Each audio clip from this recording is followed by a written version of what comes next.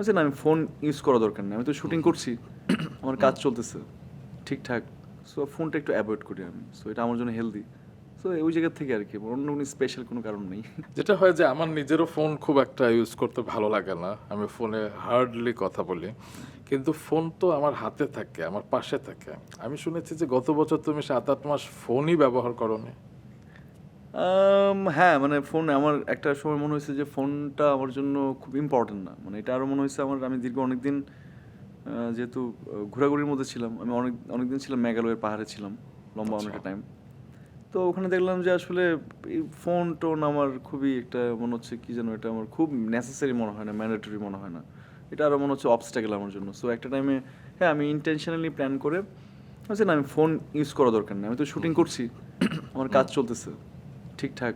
So ফোনটা একটু avoid করি আমি, সো এটা আমার জন্য হেলদি। সো ওই জায়গা থেকে আর কি, অন্য কোনো স্পেশাল কোনো কারণ নেই।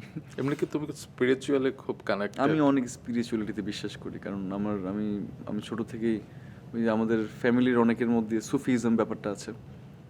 আমি তো বুঝতে পারছি হ্যাঁ, সো সুফিজম ব্যাপারটা খুবই স্ট্রংলি আছে আমার আমার নানিদের সাইডে। সো ওনারা এটা বিশ্বাসও করেন, প্র্যাকটিসও করেন।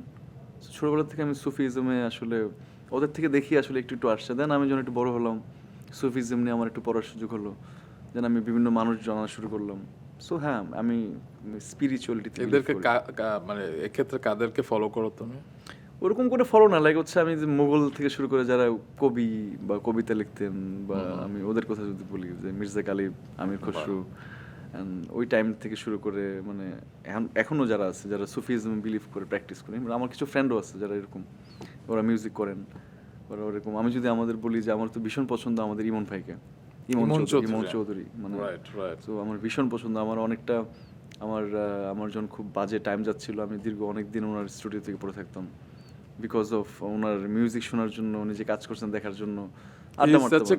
হ্যাঁ, এক্স্যাক্টলি। তো আমি বললাম যে ওই জায়গা থেকেই হয়তো আমি রেগুলার সুফিজম প্র্যাকটিস করি না, বাট হ্যাঁ, মানে এটা আমার মধ্যে আছে এবং এটা বিলিভ করি।